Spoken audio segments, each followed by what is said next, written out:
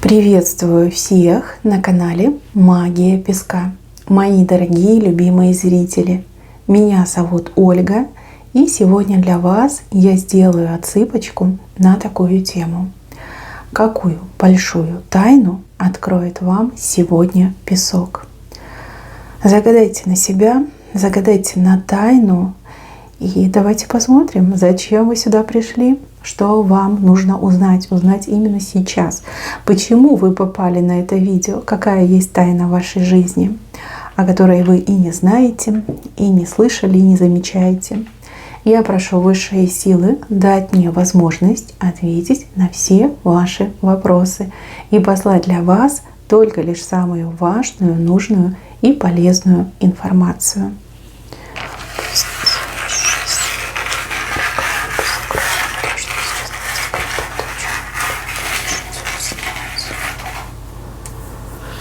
Хо-хо-хо.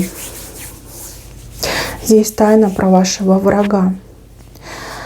Тайна о том, что ваш враг просто бесится в какой-то агонии, в панике, в истерике. Кому-то обращается, дергает кого-то за подол и говорит: помоги, да, либо ты же обещала, почему ничего не происходит. То ли это человек с кем-то в сговор вступал для того, чтобы вам плохо сделать, то ли это человек на вас магичил, порчу наводил, да, проклятие слал, то ли еще что-то было, но ничего не произошло. Наоборот, даже вот вас этот человек, ваш враг, недавно видел, либо с вами говорил, и вы даже показались очень на позитиве, веселым, если смотрит меня мужчина. Может, даже поделились какими-то хорошими событиями в вашей жизни. И человек там буквально чуть с ума не сошел, да. Столько денег уплачено, столько нервов потрачено, столько стараний вложено, а вам хоть бы что, у вас наоборот как все улучшилось, да, визуально улучшилось. И на этот момент это просто такая трагедия для вашего врага. И враг уже не знает, что сделать, как вас погубить. Он никак не может вас утопить. Наоборот, мне кажется, даже вот эти вот попытки вам навредить вас как будто бы сильнее делают.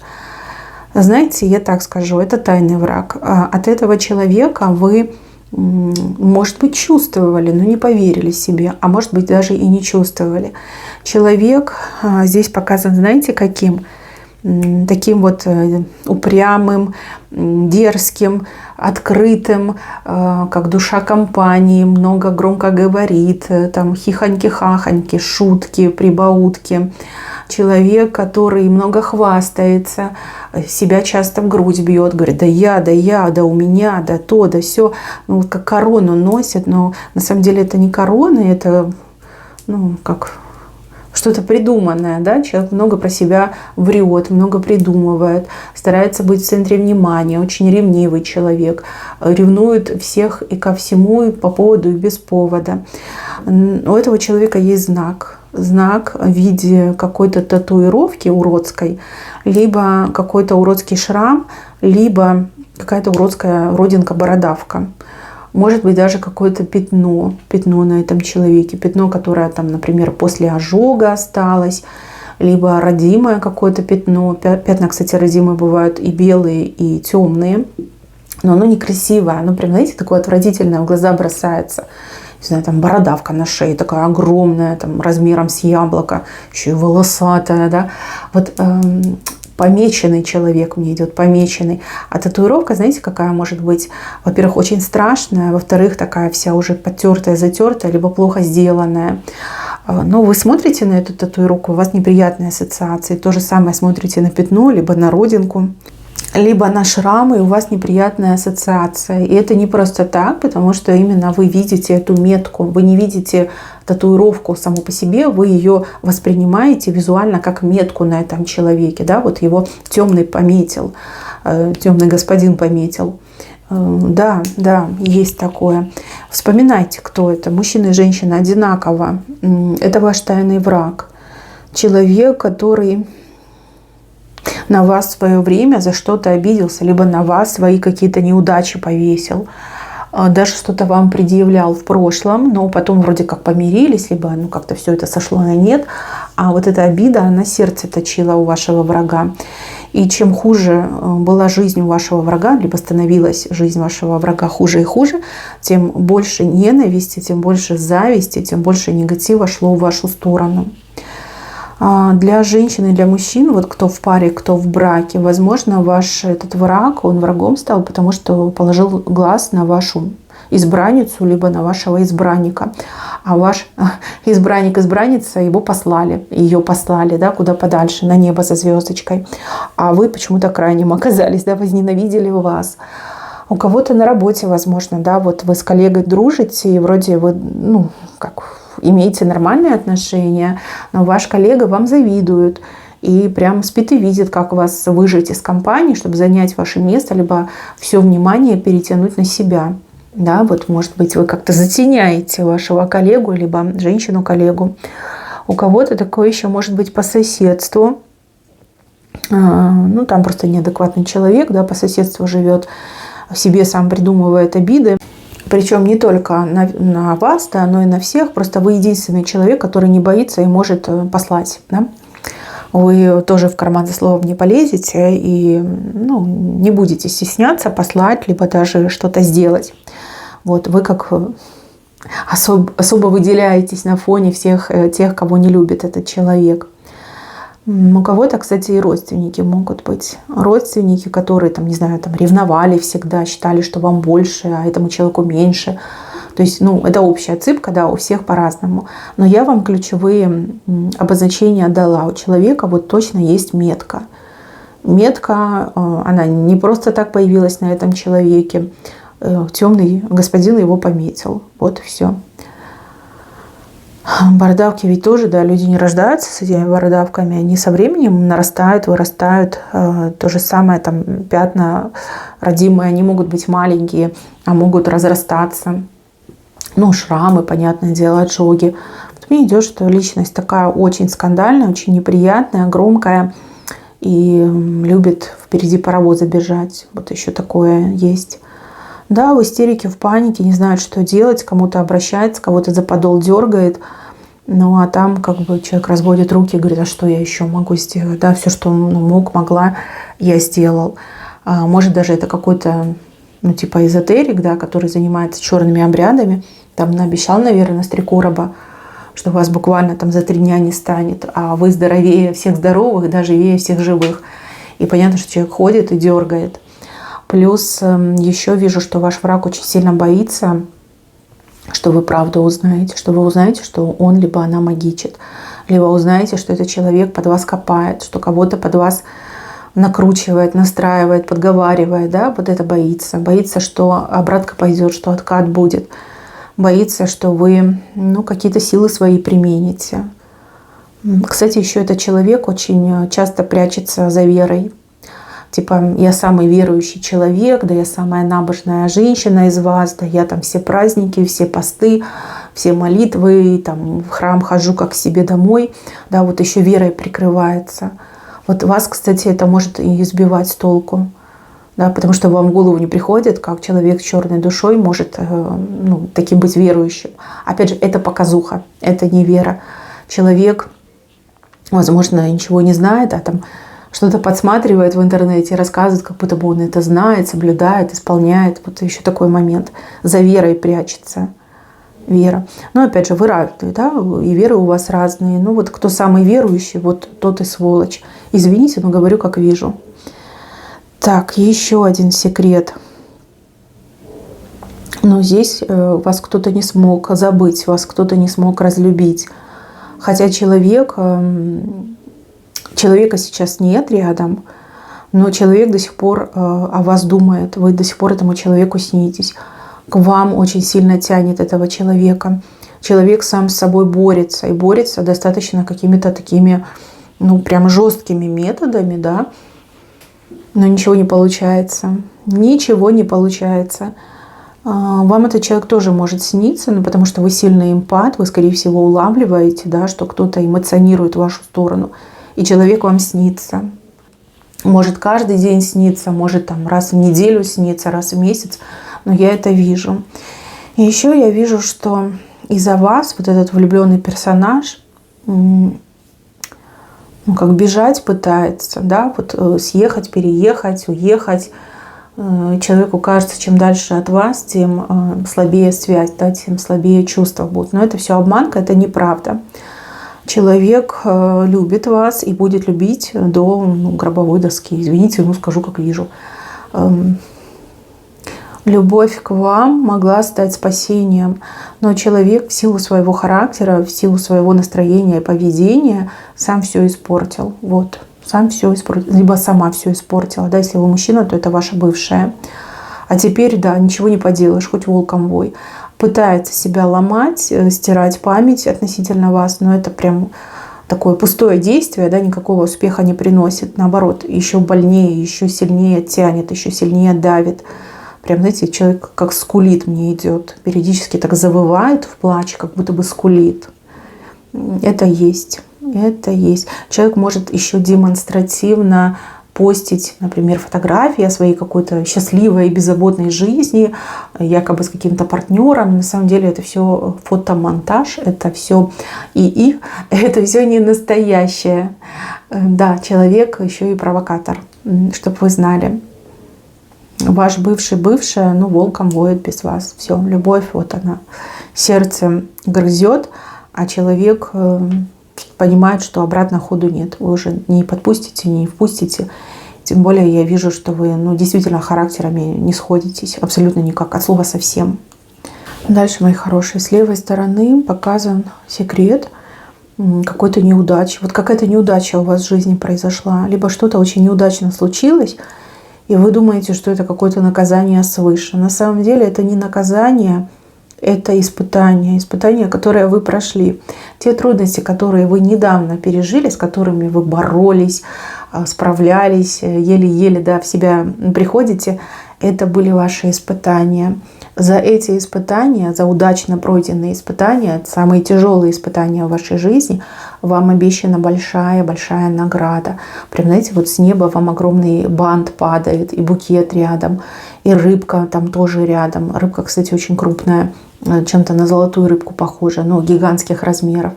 Да, испытания были пройдены, испытания завершены. Цикл испытаний, цикл кармы подходит к концу. У вас в жизни идет полное обновление, перезапуск и также награда. Да? Пришло время получать награду. Раньше было время проходить испытания, держаться на плаву со всех сил. Вот как можете, так и держитесь.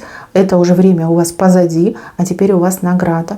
Если вы думаете, что кто-то отравил вашу жизнь проклятием, либо порчей, либо еще чем-то, вы ошибаетесь. Это были испытания. Испытания в чистом виде. Когда у вас закрывались дороги, когда у вас были отказы, когда вы болели, и вам нужно было там много работать, справляться с задачами. Это все были испытания. Испытания на прочность. За что вам такие испытания? Я не могу сказать. Это общая отсыпка. Этого не показано. Но эти испытания вы уже прошли. Вы уже с этим справились. Считайте, что вы этот путь завершили. А впереди у вас новый путь. Новый путь вот под бантом, с рыбой, с букетом. Это просто замечательно. Банты вообще они часто про праздник. Праздник жизни, праздник удовольствий. Люди родные, хорошие, теплые, добрые рядом. Каждый день у вас какое-то веселье, какие-то хорошие события происходят. Это у вас впереди. Букеты — это всегда про приглашение, про предложение, про любовь, про нежность. А золотые рыбки размером с кита — это, скорее всего, про награду, про исполнение, да, когда мечты исполняются, когда желания исполняются. И даже то, о чем вы там мечтали 10 лет назад, тоже может исполниться. Рыбка просто гигантская, как кит, даже может быть больше, чем кит. Огромнейшая золотая рыбка, и она вот тоже перед вами. Выше, конечно, головы, потому что еще время не пришло. Но она вам обещана. Это ваша награда, заслуженная награда. Да, испытания. Вы проходили очень тяжелые испытания. Наверное, самые тяжелые в своей жизни. И вы, конечно же, с ними справились. Как это узнать? Да вы же живете. Вы смотрите эту отсыпку, смотрите. Значит, вы уже справились. И справились успешно. Дальше, с правой стороны показано, что кто-то ваше взял. Возможно, вам кажется, что вы что-то потеряли. Ну, либо вы просто уверены, да, я потеряла. На самом деле вы не потеряли, это кто-то взял. Забрал, вытащил, прихватил, да, присвоил. И человек сейчас с вашей вещью, не знаю, там, играется, пользуется вашей вещью. Она у кого-то. У кого-то. И человек целенаправленно брал, зная, что это ваше, зная, что это чужое. Это не потерялось. Нет, не потерялось. У вас просто забрали, украли. Но с другой стороны, я также вижу, что человек, который забрал, за этой вещью что-то плохое из вашей жизни забрал. Что-то плохое. Не могу сказать, что, но этот человек забрал себе.